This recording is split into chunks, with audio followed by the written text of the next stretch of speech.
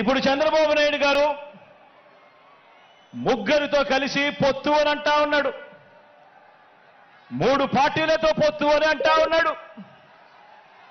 ఈ ముగ్గురు కలిసి 2014లో ఇలానే పొత్తుగా ఏర్పడి 2014లో ఒకే స్టేజ్ మీద కూర్చొని వీళ్ళంతా కూడా భాషణలు ఇచ్చారు, మీటింగులు పెట్టారు. ఒకే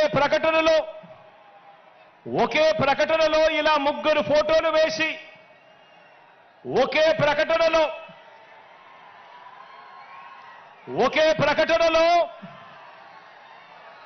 ఇలా ముగ్గురు ఫోటోలు వేసుకుని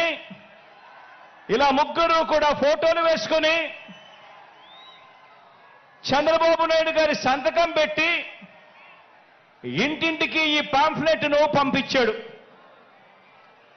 ఇంటింటికి పంపించిన ఈ పాంఫ్లెట్లో చంద్రబాబు నాయుడు గారు ఏం రాశారో తెలుసా?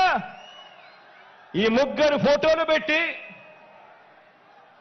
చంద్రబాబు నాయుడు గారి సంతకం పెట్టి 2014లో వీళ్ళే కూటమిగా ఏర్పడి ఇంటింటికి పంపించిన ఈ పాంఫ్లెట్లో వీళ్ళు రాసిన మాటలు: రైతులకు రుణమాఫీ పైన మొదటి సంతకం చేస్తాను,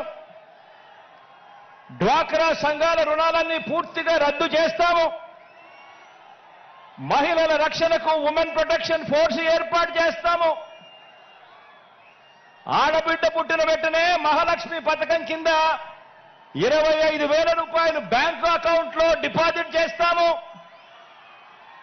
ఇంటింటికి ఒక ఉద్యోగం ఇవ్వలేకపోతే ఉపాధి ఉద్యోగం వచ్చేదాకా నెల 2,000 రూపాయలు నిరుద్యోగ భృతిగా ఇస్తాము, 10,000 కోట్లతో బీసీ సప్లాను, చేనేత మరియు పవర్ లూమ్స్ కు సంబంధించిన రుణాలు మాఫీ, అర్హులైనందరికీ కూడా 3 సెంట్ల స్థలం, పక్కా గృహాలు మంజూరు చేస్తాము, రాష్ట్రాన్ని సింగపూర్గా మించి అభివృద్ధి చేస్తాము, ప్రతి నగరంలో హైటెక్ సిటీ నిర్మిస్తాము.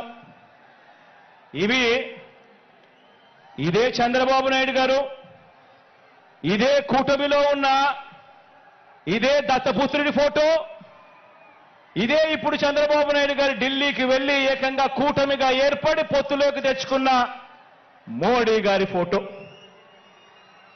వీళ్ళు ముగ్గురు కలిసి చంద్రబాబు నాయుడు గారు సంతకం పెట్టి ఈ ప్రతి పాంఫ్లెట్ను కూడా ప్రతి ఇంటికి చంద్రబాబు నాయుడు గారు పంపించాడు.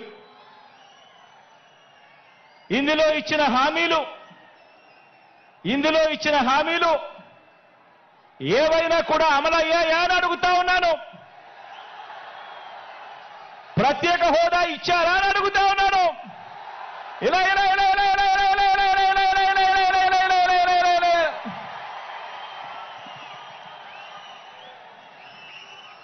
మరి ఇవి గతంలో చేయకుండా మరి పొత్తులో వీళ్ళంతా కూడా భాగమై ఈ మాదిరిగా మీటింగులు పెట్టి మేనిఫెస్టో అని చెప్పి మేనిఫెస్టోలో ఇవన్నీ పెట్టి పాంఫ్లెట్లుగా ఇవన్నీ చేసి ఏకంగా చంద్రబాబు నాయుడు గారి సంతకం పెట్టి ప్రతి ఇంటికి కూడా ఈ మాదిరిగా పంపించి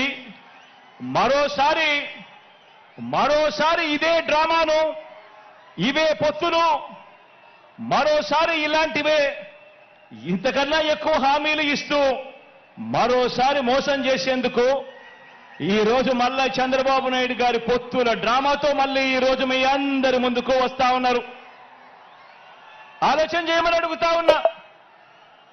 చంద్రబాబు నాయుడు గారు చూపిస్తా ఉన్న ఈ పొత్తులతో ఎవరికైనా కూడా ప్రయోజనం కలిగిందా అని చెప్పి ప్రతి ఒక్కరూ కూడా ఆలోచన చేయమని అడుగుతా ఉన్నాను.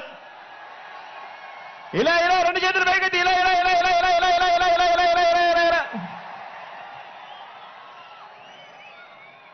ప్రజలకు ఏ ఒక్కరూ కూడా మంచి చేయకపోగా ప్రజలకు మంచి చేసిన జగన్ను టార్గెట్ చేయడానికి మాత్రమే వీళ్ళది ఏకైక ఎజెండా ఈ రోజు కనిపిస్తా ఉంది. ఆలోచన చేయమని అడుగుతా ఉన్నా. చంద్రబాబు నాయుడు గారికి అధికారం ఎందుకు కావాలి అనంటే ప్రజలకు మంచి చేయడం కోసం కాదు, ఎన్నికల మేనిఫెస్టోలో చెప్పింది చేయడం కోసం కాదు.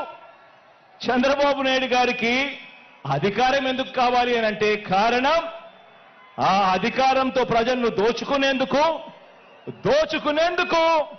పంచుకునేందుకు మాత్రమే చంద్రబాబు నాయుడు గారికి అధికారం కావాలి.